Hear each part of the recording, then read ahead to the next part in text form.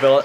Conor Gallagher's move to Atletico Madrid is hanging in the balance. Villa were interested in him before Atletico made their move. Do you reckon they could potentially swoop in and hijack it following the transfer window? I think if they didn't pay 50 million for Onana, then possibly. But now that deal's done, look, you never know. But I feel like that door was probably shut now, especially when you look at midfield, the recruitment that they've made. I think Onana was the third centre mid possibly that they brought in. So to bring in Gallagher as well, I'm not sure how that was going to work or that would fit, because this is a guy that wants to come in and play regular football.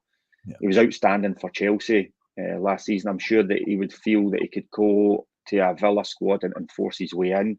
But whether they have the funds to then go and bring another centre mid in for 30, 40 plus million, I'm not sure if they're at that moment to go and do that. So it's a shame for Gallagher, because he is an outstanding player, and for it to break down to come back to Chelsea to kind of be nowhere is not right. Yeah, I mean Chelsea again. They've kind of entered the race with Joao Felix, a player that has been linked with Villa.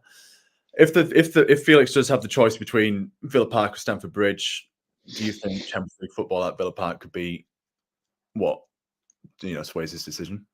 Yeah, well, I would hope so. I mean, they are in the Champions League. They are building something special. I feel they're going to go for it again next season. They're in a really good place under a good manager, and everything's going in the right direction. I mean, you look at Chelsea. It feels like they've got about 400 players. I think they've got about 8 goalkeepers. I just don't understand how training's going to work, because the numbers are too big. Are you going to be playing? Are you going to be in the bench? Are you even going to be in the stand? I mean, there's so much going on and uncertainty, I feel. Well, they've got a tremendous squad, let's not kid ourselves, but it's getting the best out of all them. So it'll be interesting to see what he decides.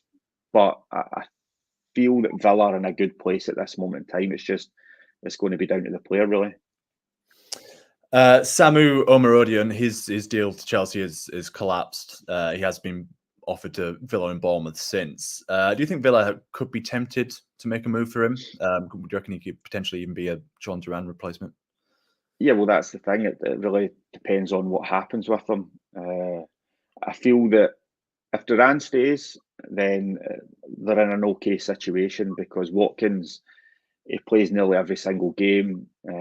Duran, when he came in last season, I really liked him. He was like kind of rough around the edges at times, but you could really tell there was potential. He's only young. He's going to get better under the manager.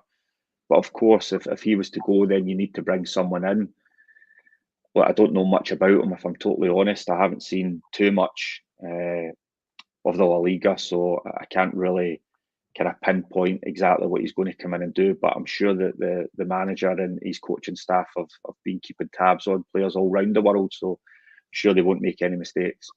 Yeah, I mean, there are some reports in Italy that Villa are ready to pay the bit Romelu Lukaku's release clause at Chelsea. I think it's about 38 million. Could Emery be the man to help him rediscover his form, or do you reckon it would just be too much of a risk? I think it would be a risk, yes. I mean, it's not quite worked out for him in recent seasons. And the problem with me and Lukaku coming is he coming as a starter, or does he know that he's coming with Ollie Watkins that's going to be playing? And I know he can play. He's versatile. He can play out wide. He's not going to do that. I think he thrives through the middle now. So it would be an interesting one, because I'm sure Lukaku, especially at his age now, he wants to play football. And if he's not going to get that at Aston Villa, I'm not sure he would want to be there and play second fiddle, because for me right now, Ollie Watkins is number one. Yeah. And the way Emery plays, he likes playing one in behind him, whoever that may be, like a kind of Joao Felix type. So we'll just have to wait and see how it pans out. Yeah. I mean, reports suggesting that Villa and Real Betis have both made an offer for Giovani Lo Celso at Spurs. He has struggled at Spurs for game time and just form. Which move do you reckon would suit him best? And do you think the Champions League could again sway his decision? Yeah, I think it could always sway your decision. He knows what Aston Villa like. He's been in the league. He's seen they've made Champions League, so it's probably something that'll interest him. Does it suit him better going to somewhere like La Liga, possibly, with these attributes? I think here is very robust. It's difficult. It's quick paced. All those sort of things. Maybe it doesn't quite suit him, and he's he's had a difficult few seasons. I know he went on loan to Villarreal and things, so he'll know that league really well, of course. But again, do I see him playing week in, week out at Villa? No, I don't. So maybe that would sway him to look elsewhere. Yeah. Do you expect Matty Cash to stay at Villa Park this summer now that AC Milan signs Emerson Royale from Spurs? Or do you reckon maybe even more clubs could enter the race and Villa would let him leave? Yeah, I mean, it's went a little bit quiet surrounding Matty Cash. I know there was a lot of rumours with, I think it was AC Milan at the time, and I've not really heard so much. I feel that if he was to go, they would have to bring in someone that's kind of ready and able to kind of slot straight into the team. So again, not really heard anything. I feel that he's been a big part of the pre-season and he's going to be there now, at least for the start. And I keep going back to it. Like, anything can happen in football. Something like, you don't hear anything, then the next day he's left. I mean, that's the way kind of football works. But I feel that he's still got a lot to offer in a Villa shirt. And at this moment in time, it seems to have went really quiet. Yeah. So what? I mean, one player they have been linked with at right back is Feyenoord's Geertruida.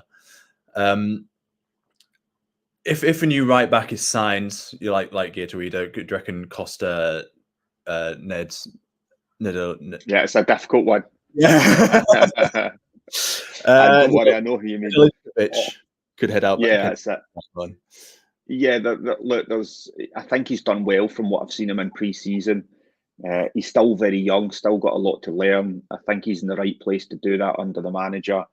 But if Matty Cash was to leave, I think they would have to have a replacement to come in to be a regular starter, and he would be the backup.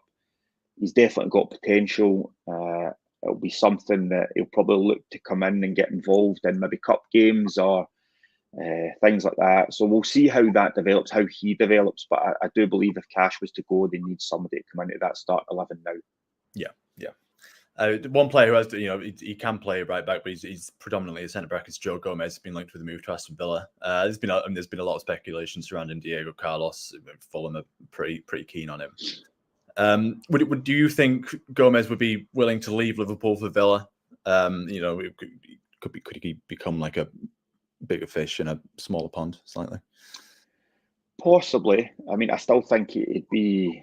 There's a lot of competition there, centre half, full backs. So I mean, I think again, I don't really see him coming in and being a regular starter.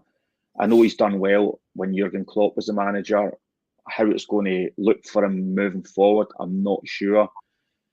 It'll be an interesting one. I think he makes the squad better, if I'm honest. I think he gives you another option, especially at fullback. He's versatile, but I don't think he comes in at this moment in time and starts right away. So it really falls down to the player. If his future's not at Anfield, then he's probably wanting to go somewhere where he's going to play regularly, and I'm not sure if that would be at Villa.